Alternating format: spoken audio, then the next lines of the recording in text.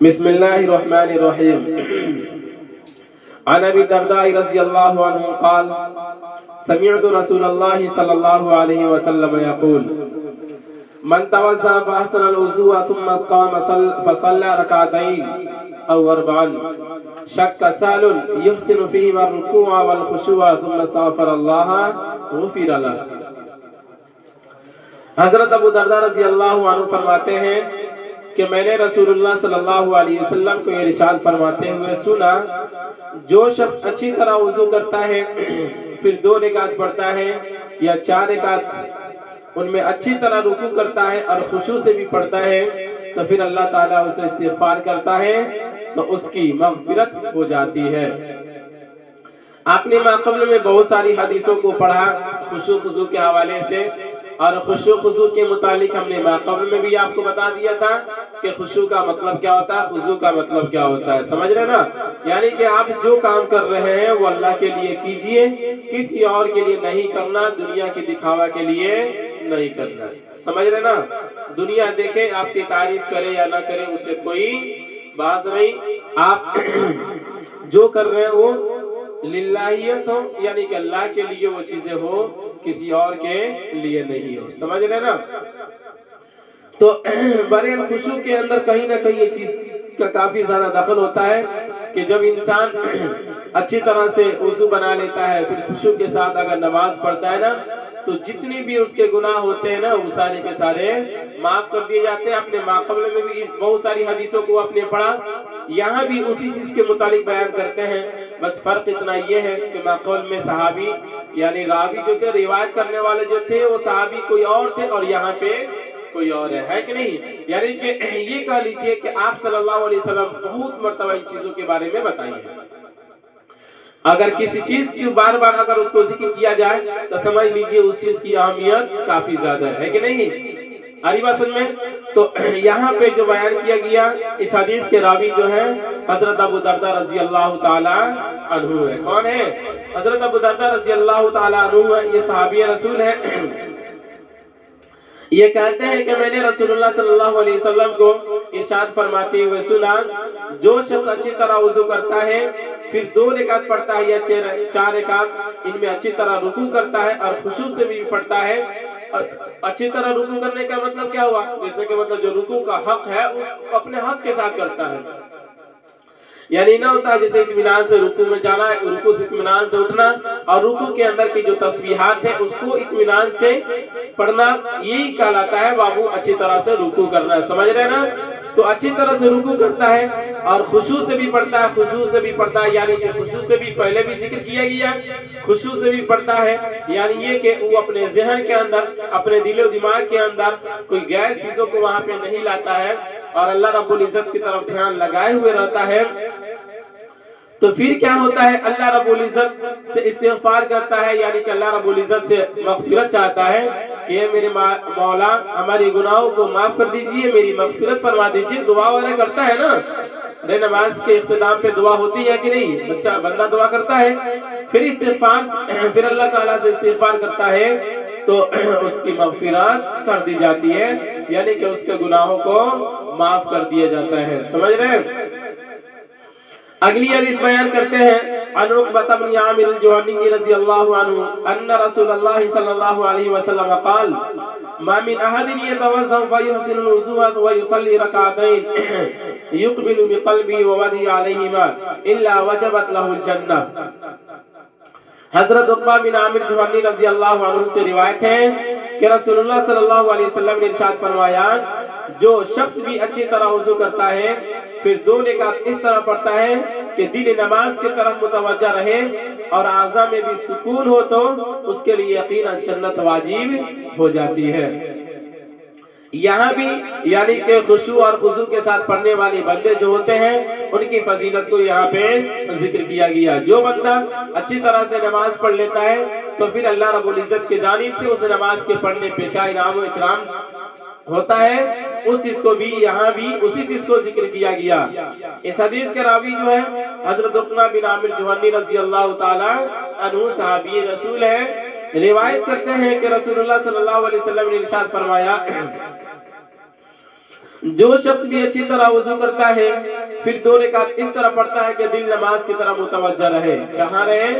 नमाज की तरफ मुतवज्जा रहे। ऐसा ना कि नमाज में खड़े हो गए, कहते हैं उसी चीज को अगर जहन कोई आता है जहन में, जैसे कि इधर उधर की बातें आती है, तो आपको इंशाल्लाह आगे जिक्र किया जाएगा कि उससे कैसे हम बचेंगे। यानी कि अगर नमाज में इधर उधर की बातें आती है तो कैसे उससे बचेंगे, उस चीज को जिक्र किया जाएगा।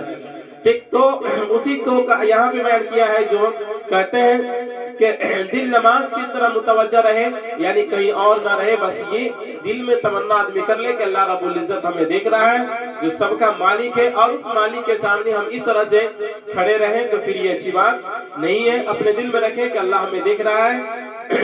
हम अपने ज़हनों को एक जगह पे रखें, यानी कि अगर हम खड़े हैं क़याम है तो हमें कहाँ देखना चाहिए? सजदा की जगह पे, सजदा की जगह पे देखना चाहिए ना। माक़ूल में हदीस भी जिक्र की गई। रुकू में जाए तो अपनी छोटी पाँव की जो उंगलियां उसे देखना चाहिए, अपनी उंगलियों को देखें। और रुकू सजदा के अंदर अगर चले जाए तो कहाँ देखें? अपने नाक की पेशानी को है कि नहीं, अपने नाक की तरफ देखें। तो इस तरह से बताया गया जो आपने माक़ूल में पढ़ा।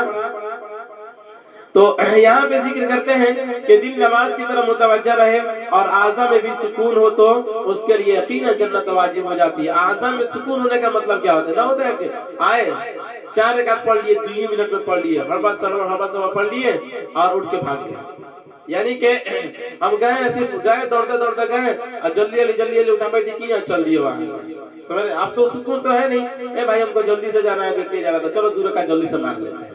नहीं, उसको इत्मीनान के साथ सुकून के साथ आप पढ़ें तो उसकी ऊपर जाकर फिर फजीलतें होती है, और उसकी फजीलतें बयान की गई है कि और आज़म में भी सुकून हो तो उसके लिए यकीनन जन्नत क्या हो जाती है? वाजिब हो जाती है। अगर इस तरह से बंदा अगर पढ़ लेता है नमाज, तो इतना यकीन रखिए ना कि अल्लाह रब्बुल इज्जत जन्नत देगा। समझ रहे ना? दुनिया क्या कहती है, भाड़ में जाए दुनिया, समझ रहे ना? ये लोग तो ऐसे हैं जो किसी को नहीं छोड़े। ये दुनिया की फितरत है कि दुनिया वाले जो होते हैं ना वो किसी को नहीं छोड़ते हैं। आप अच्छे कीजिएगा फिर भी आपको बुरा कहेंगे, आप बुरा कीजिएगा तब तो सुभान अल्लाह, वो तो है ही है। बुरा किया है तो बुरा तो है ही है, उसमें तो पूछना ही नहीं है। लेकिन ज्यादातर बुरा करने वालों को ये दुनिया बुरा नहीं कह रही है। फिलहाल प्रेजेंट के जो माहौल है वो कर रहे हैं, और जितने भी अच्छे लोग हैं तो उनको ही बुरा कह रही है। उसी चीज को यहाँ पे कहते हैं कि हजरत उक़बा बिन आमिर जुहनी रज़ियल्लाहु अन्हु से रिवायत है कि रसूलुल्लाह सल्लल्लाहु अलैहि वसल्लम ने इरशाद फरमाया, जो शख्स अच्छी तरह वुज़ू करता है फिर 2 रकातें इस तरह पढ़ता है कि दिल नमाज की तरफ मुतवज्जा रहे और आज़ा में भी सुकून रहे हो, तो उसके लिए यकीनन जन्नत वाजिब हो जाती है। क्या हो जाती है? उसके लिए जन्नत वाजिब हो जाती है। अगली हदीस बयान करते हैं, अन जाबिर रज़ियल्लाहु अन्हु क़ाल जाअ रजुलुन इला रसूलिल्लाहि सल्लल्लाहु अलैहि वसल्लम फ़क़ाल या रसूलल्लाह अय्यु सलाति अफ़ज़ल क़ाल तूलुल कुनूत। हज़रत जाबिर रज़ियल्लाहु अन्हु फरमाते हैं कि मैं एक शख्स रसूलुल्लाह सल्लल्लाहु अलैहि वसल्लम की खिदमत में हाजिर हुए और अर्ज किया, या रसूलल्लाह कौन सी नमाज सबसे अफजल है? इरशाद फरमाया, जिस नमाज में क़याम लंबा हो। क़याम के मतलब होता है यानी कि आप जो खड़े रह रहे हैं वो लंबा हो। यानी कि इस हदीस के अंदर जो जिक्र किया गया कि कौन सा बतलाए ना, कभी माक़बूल में हदीस जिक्र किया गया कि जिसका आज़ा जो हो वो क्या आज़ा के अंदर भी सुकून रहे। अब ऐसा नहीं धड़पड़ गए नमाज पढ़ लिए और वहां से भागे जा रहे हैं, समझ रहे ना? उठा बैठी कर लिए चल दिए भाई। तो जिसमें सुकून रहेगा तब वही ना क्या कहलाएगा, उसी नमाज के क्या कहता है, उसी नमाज के ऊपर ना इतना अजर सवाब का ये दावा अल्लाह रब्बुल इज्जत का वादा है, वरना तो फिर नहीं है भाई, उसके ऊपर तो नहीं है। अब वो अल्लाह का मामला है, चाहे तो दे चाहे तो समझ रहे, आप करेंगे तब तो मिलेगा। तो यहाँ पे भी जो जिक्र किया गया इस हदीस का रावी जो है हज़रत जाबिर रज़ियल्लाहु ताला अन्हु है, बयान करते हैं कि आप सल्लल्लाहु अलैहि वसल्लम की खिदमत में एक शख्स हाजिर होता है और अर्ज करता है, या रसूलल्लाह कौन सी नमाज सबसे अफजल है? इरशाद फरमाया, जिस नमाज में क़याम लंबा हो। यानी क़याम का मतलब ये होता है कि जिस नमाज के अंदर आप कुछ ताख़ीर तक अगर खड़े रहते हैं ना तो फिर क्या होता है, वही नमाज सबसे अफजल होता है। अब खड़ा सिर्फ ऐसे आदमी हाथ मार के खड़ा थोड़ी ना रहेगा, है कि नहीं। आम मतलब क्या होता है कि उसके अंदर कुरान की जो सूरत जो पढ़ी जाती है थोड़ी लंबी सूरत पढ़नी चाहिए, ठीक है ना, खास तौर से नफिल वगैरह के अंदर। अब मान लीजिए आप फर्ज पढ़ा रहे, इमाम साहब है कि नहीं, तो आप मगरिब की नमाज पढ़ाना शुरू किए और उसमें क्या कहते हैं अब मैं तसालुल पकड़ लीजिए, है कि नहीं, बड़ी बड़ी सूरतों को पकड़ लीजिए, पता चलेगा कि पीछे घूमकर देखिएगा तो एक आदमी नहीं मिलेगा। समझ रहे ना बात को। तो और ज्यादातर ये देखने को मिलता है तरावी वगैरह के अंदर, वो सुन्नत है कि नहीं, वो सुन्नत वगैरह होती है ना, अगर इमाम साहब अगर ताखीर कर दिए, हाफिज साहब जो है तरावी पढ़ाते वक्त अगर वो ताखीर कर दिए तब तो कल से कौन नहीं जाएगा पढ़ने के लिए। ये है बस एक रकात में देखेगा कि बाप रे इतना लंबा कहीं पढ़ाया जाता है कि नहीं, तनकीद भी करेगा और उसके बाद छोड़ भी देगा। हालांकि ऐसा नहीं है, तरावी की बहुत फजीलत है, जब आएगा तो आप पढ़ेंगे, मतलब उसमें ये देखने को मिलता है। एक और चीज उसमें देखने को मिलता है कि आप अगर पढ़ाना शुरू करें, जैसे कि मान लीजिए हाफिज साहब को 3 पारा पढ़ाना, एग्जाम्पल मिसाल दे रहे हैं, तो 3 सफा तो पढ़ाएंगे हर रकात के अंदर, तो 3 पहले सफा पहली रकात के अंदर अगर 3 सफा पढ़ाना शुरू किए तो उसमें क्या होता है, पहली रकात वाला सब कुछ जो नौजवान टाइप के जो बच्चे होते हैं वो नियत नहीं बनेगा इमाम साहब के साथ, गुंजी करा जो इमाम साहब रुकू में जा रहे हैं ना, तो रुकू में जाने से पहले हार्बर साहब में नियत बांध लेगा, समझ रहे हैं, बैठा रहेगा पीछे और इमाम साहब के रुकू में जाने से पहले नियत बांध लेता है, इस तरह से करता है। मतलब ये बच्चों की शरारती है, बाकी क्या है, हालांकि इस तरह से नहीं करना चाहिए। उसके अंदर होने वाली तकलीफों को बर्दाश्त जितना कीजिएगा ना उतना उसके अंदर सवाब मिलेगा। तो यहाँ रसूलुल्लाह अकरम सल्लल्लाहु अलैहि वसल्लम के दरबार में हाजिर होता है एक बंदा, सवाल करता है कि कौन सी नमाज सबसे अफजल है। इरशाद फरमाया जिस नमाज में क़याम लंबा हो, यानी कि ज्यादा देर तक खड़ा हो, वही नमाज सबसे अफजल है। उसी के ऊपर एक और हदीस बयान करते हैं, अन मुगीरा रज़ियल्लाहु अन्हु क़ाल क़ाम अन्नबी सल्लल्लाहु अलैहि वसल्लम हत्ता तवर्रमत क़दमाहु फ़क़ील लहु ग़फ़रल्लाहु लक मा तक़द्दम मिन ज़म्बिका व मा तअख़्ख़र क़ाल अफ़ला अकूनु अब्दन शकूरन। हज़रत मुगीरा रज़ियल्लाहु अन्हु फरमाते हैं कि नबी करीम सल्लल्लाहु अलैहि वसल्लम नमाज में इतना लंबा क़याम फरमाते हैं कि आपके पाँव मुबारक पर वर्म आ जाता। आप सल्लल्लाहु अलैहि वसल्लम से अर्ज किया गया कि अल्लाह ताला ने आपके अगले पिछले गुनाह, यानी अगर गुनाहों भी हो तो माफ फरमा दिए, फिर आप इतनी मुशक्कत क्यों उठाते हैं। तो आप सल्लल्लाहु अलैहि वसल्लम ने इरशाद फरमाया, क्या इस बात पर मैं शुक्रगुजार बंदा ना बनूं। यानी कि यहाँ पर ये देखिए इस हदीस के अंदर भी लंबा क़याम के ऊपर बयान किया गया है कि सबसे अफजल नमाज कौन सा है जिसके अंदर लंबा क़याम हो। तो आप सल्लल्लाहु अलैहि वसल्लम जब नमाज में खड़े होते तो इतना लंबा क़याम करते, इतना देर तक उसमें मतलब खड़े रहते, क़याम की हालत में रहते कि उनका पाँव जो होता था ना, उनका पाँव मुबारक जो होता वो फूल जाता था। क्या हो जाता था, वर्म यानी फूल जाता था। तो सहाबे ने आप सल्लल्लाहु अलैहि वसल्लम से अर्ज किया कि अल्लाह के नबी आप तो बख्शा है ना, यानी अल्लाह ताला आपके अगले पिछले जितने भी, यानी कि अगले और पिछले जितने भी गुनाह है उस सब के सब अल्लाह रब्बुल इज्जत माफ फरमा दिए हैं। समझ रहे ना। तो आपको फिर इतनी देर नमाज पढ़ने की क्या जरूरत है, आपको इतनी इबादत करने की क्या जरूरत है।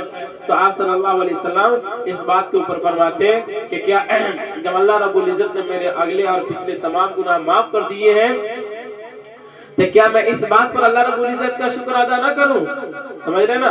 गोया कि शुक्र के क्या कहते हैं, शुक्र की वजह से ये आप सल्लल्लाहु अलैहि वसल्लम इस तरह से क्या कहते हैं, इतनी अपनी क़याम को इतना लंबा करते हैं और बयान करते हैं कि मैं इसके ऊपर अल्लाह रब्बुल इज्जत का शुक्रगुजार बंदा मैं बना रहूं और अल्लाह रब्बुल इज्जत के शुक्रगुजार बंदों में मेरा नाम रहे। समझ रहे ना। नाशुक्रों के अंदर नहीं है। कुरान करीम के अंदर भी जिक्र किया गया उसका एक आयत है जिसका मफ़हूम ये है कि अगर बंदा नाशुक्री करता है तो क्या कर लिया जाता है, उसे छीन लिया जाता है।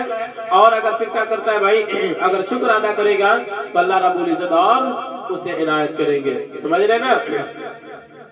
तो उसी को यहाँ पे जिक्र किया गया कि इस हदीस के रावी जो है हज़रत मुगीरा रज़ियल्लाहु ताला अन्हु है, बयान करते हैं कि इतना लंबा क़याम आप सल्लल्लाहु अलैहि वसल्लम फरमाते कि आपके पाँव मुबारक पर वर्म आ जाता। आप सल्लल्लाहु अलैहि वसल्लम से अर्ज किया गया कि अल्लाह ताला ने आपके अगले पिछले गुनाह अगर वो भी तो माफ कर दिए हैं तो आपको इतनी मुशक्कत उठाने की क्या जरूरत है। तो आप सल्लल्लाहु अलैहि वसल्लम ने इरशाद फरमाया, क्या मैं इस बात के ऊपर अल्लाह रब्बुल इज्जत का शुक्रगुजार बंदा ना बनूं कि अल्लाह रब्बुल इज्जत ने अगर मेरे अगले पिछले तमाम गुनाह माफ कर दिए हैं तो क्या मैं अल्लाह का शुक्र अदा ना करूं। बेरा इज्जत करना चाहिए, है कि नहीं। चलिए